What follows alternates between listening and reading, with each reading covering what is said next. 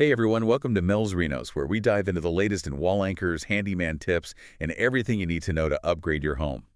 I'm Mel, and today we're talking about the hardware that separates a job well done from a shattered mirror on the floor. That is a vivid and, frankly, a somewhat stressful image to start the day with. It is, isn't it? But we have to set the stakes high. Okay, let me drop the persona for a second.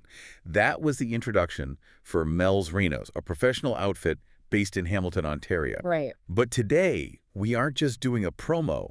We are doing a deep dive into a surprisingly dense resource they put together called Steady Support, a professional guide to drywall anchors. And I'm glad you set the stakes high because when most people think about drywall anchors, they just, they think about that little plastic baggie that comes with a cheap bookshelf. Yeah, exactly. And they don't think about structural failure. But this guide, it makes it really clear mounting something to a wall is basically an engineering challenge. It really is. I read through this guide, and I realized I've been operating on pure luck for about, 15 years. I've been treating the wall like it's this magical solid object that just accepts screws.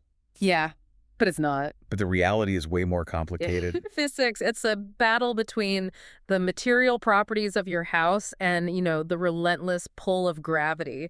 And unfortunately, gravity never takes a day off. So our mission today is to replace that luck with actual knowledge.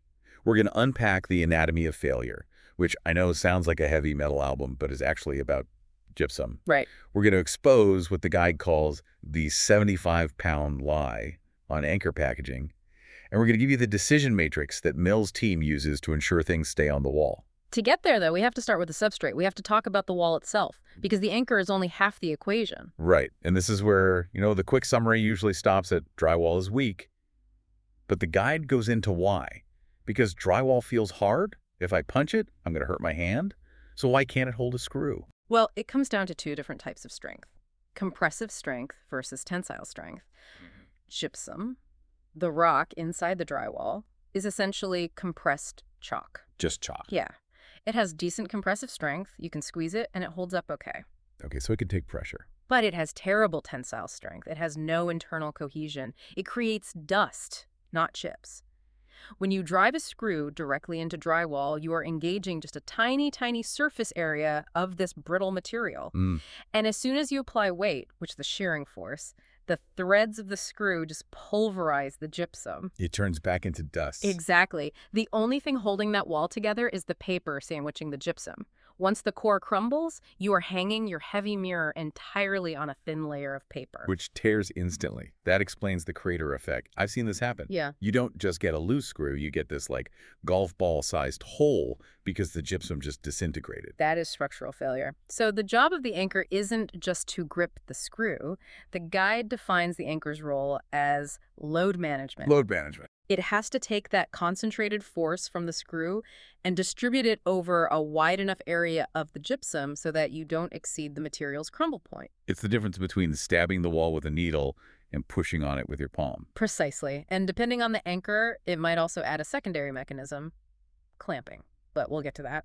The guide breaks anchors down into a spectrum of support, or a tier list. Okay. And we have to start at the bottom. Tier 1. The ribbed plastic plugs.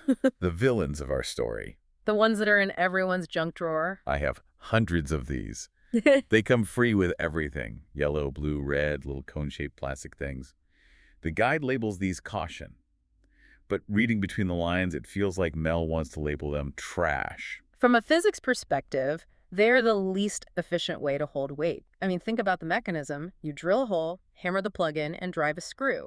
The screw forces the plastic to expand outward. So it just pushes against the sides of the hole. It relies 100% on friction. It's pushing against that brittle gypsum we just talked about. Now, if you have a static load, something that never moves, friction is. Okay. Like a picture frame that just sits there. Sure. But the moment you introduce dynamic load vibration, pulling, touching, that friction works against you. Every time you touch the object, the anchor wiggles microscopically. It grinds the gypsum into dust. The hole gets bigger. And the friction disappears.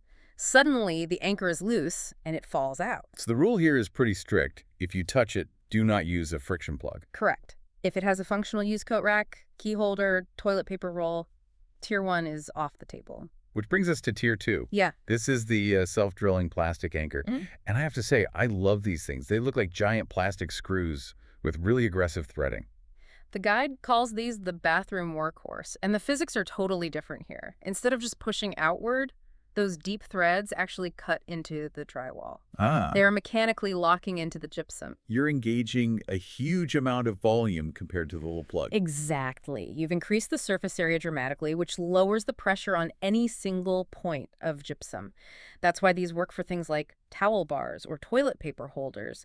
They can handle a bit of dynamic load. But they aren't foolproof. Mhm. I've definitely ruined these during installation. You get the drill going, you zip it in, and then it just spins. You got greedy. I did. I totally did. I became the drill bit. That is the #1 failure mode for Tier 2. Because they are designed to drill, they are sharp. If you don't stop exactly when the head hits the wall, you will strip the gypsum threads you just created. Oh, man. And congratulations, you have now created a very large, expensive hole that holds nothing.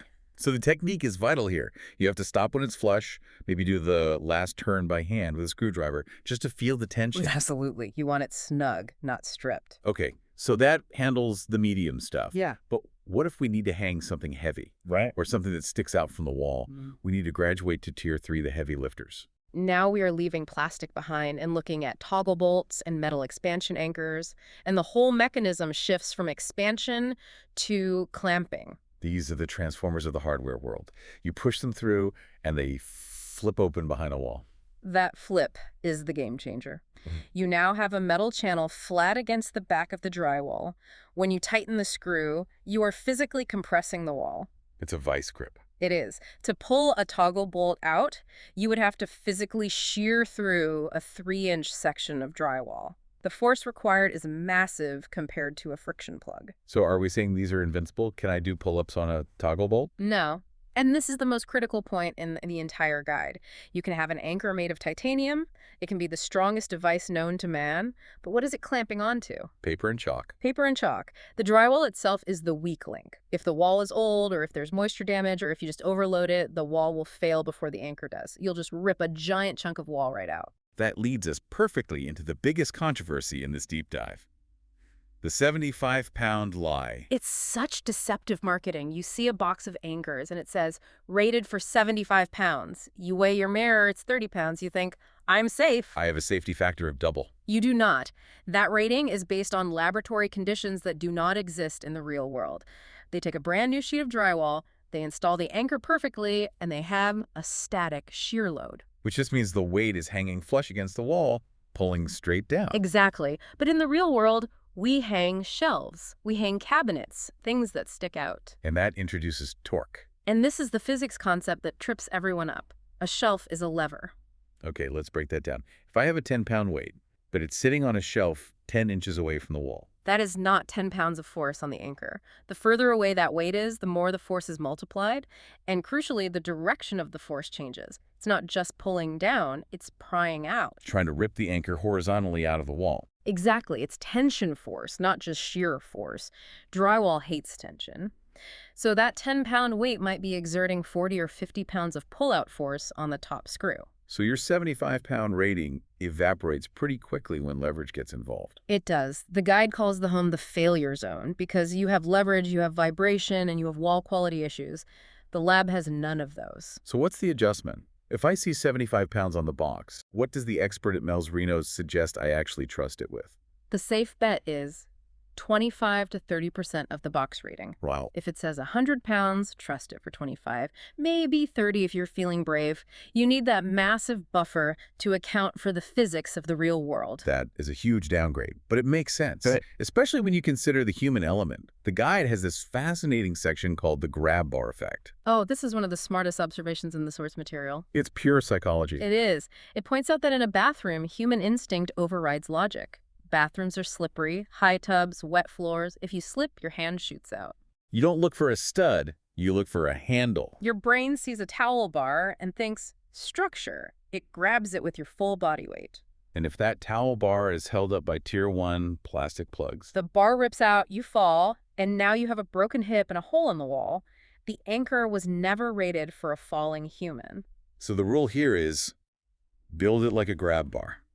even for a towel ring. If it is within reach of a human being, assume that at some point someone will lean on it or grab it. Never rely on standard drywall anchors for anything that a human might interact with in a safety scenario. Plus, bathrooms are wet. The guide mentions humidity. Right. Drywall is paper and gypsum. Both of those materials degrade with moisture. Over 10 years in a steamy bathroom, the paper facing softens, the gypsum core can absorb moisture.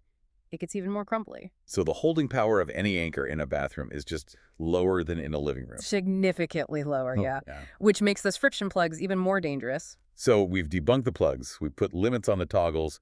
Is there a way to actually be safe? Is there a zero failure option? There is, and it's not an anchor. It's Tier 4, the stud. The wood framing. The source is adamant about this. For critical loads, heavy mirrors, glass shelves, wall-hung vanities, you skip the drywall entirely. You drive the screw through the drywall and into the solid wood stud. Because now the gypsum doesn't matter. Correct. You are bypassing the weak link. You are anchoring into the skeleton of the house. The screw would have to literally shear off metal before that connection fails. Mels standard is, my first choice is always studs. But finding them can be tricky. And drilling blindly is, well, it's risky. And that leads to the safety first protocol, because the strongest anchor in the world is useless if you drill through a water pipe. Or a live wire. That's not a renovation. That's an emergency room visit. Right, so the protocol is map the framing with a stud finder. But the guide suggests a piece of tech that I think every homeowner should own now. An inspection camera, an endoscope. I've seen these. They're cheap now, right? You just plug them into your smartphone. You can get one for 30 or 40 bucks, drill a tiny pilot hole, barely a scratch, feed the camera in, and look, you can see the pipe, you can see the wire, you can verify the center of the stud. The advice from Melsrenos is simple.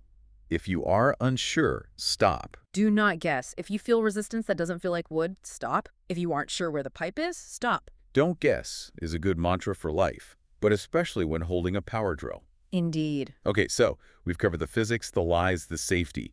Let's boil this down into the decision matrix. The guide gives us Mels' 4 simple rules. Let's just run through them so everyone has a cheat sheet. Rule 1, light decor. Small pictures, calendars. Plastic plugs are technically okay here. They are acceptable, but honestly, why risk it? Just upgrade to the self-drillers. But strictly speaking, for static, light loads, plugs work. Okay, rule 2, accessories, things you touch. Rope hooks, teepee holders. Tier 2, the self-drilling anchors with the deep threads. Install them carefully. Don't strip the hole. This is the baseline for anything functional. Rule 3, heavy or dangerous. Mirrors, glass cabinets. Studs or serious anchors. This is where you use toggle bolts. And ideally, you try to hit at least one stud. A hybrid approach, I like that. Right. If you have a wide mirror, anchor one side into the wood and use toggles for the other. And finally, rule 4, the balance rule. If a human might lean on it intentionally or accidentally, anchors are off the table. Find the stud, no exceptions. It's a really clear framework. It takes the guesswork out. But there is a line where even the stud finder isn't enough, right? The pro threshold. There is. The DIY zone covers a lot. Pictures, shelves, basic bathroom hardware. But when you get into critical loads combined with complicated environments, you need a pro. Like hanging a floating vanity. That is a massive dynamic load. You need to open the wall and install blocking. And blocking is just putting extra wood between the studs, right? Exactly. You create a solid wood backing exactly where the screws need to go. That requires drywall repair and painting. That's a pro job. Or drilling into tile. That scares me. It should. You need diamond bits, you need cooling water, and if you crack the grout or the waterproofing behind the tile, you are creating a slow-motion disaster. Right. Water damage. Yep. So if it involves heavy loads, water, or safety bars, call someone like Mel. That peace of mind is worth the invoice. You don't want to be lying in the bath looking at a shelf, wondering if today is the day it falls. Absolutely not. So we've gone deep on anchors today. What is the one thing you want the listener to take away from this? I want them to develop X-ray vision for forces. We tend to look at our homes as static pictures. A shelf is just a line on a wall. But I want you to see the physics. See the invisible levels? Exactly. Every object on your wall is fighting a battle against gravity. The wall is brittle. The leverage is real. If you respect the physics, if you understand that the shelf is trying to pry the screw out, you will naturally make safer choices. You won't reach for the cheap plug because you'll know it can't win the fight. Don't trust the plastic. respect the physics. That's the takeaway. Well, that wraps up our deep dive into the surprisingly complex world of drywall anchors. A huge thank you to the team at Mels Renos for the comprehensive guide. If you are in the Hamilton area and you have a project that involves heavy things and questionable walls, check out melsrenos.ca. They will give you an honest opinion, and more importantly, they know where the studs are. Trust the stud, not the paper. Words to live by. Thanks for listening, everyone. We'll see you on the next deep dive.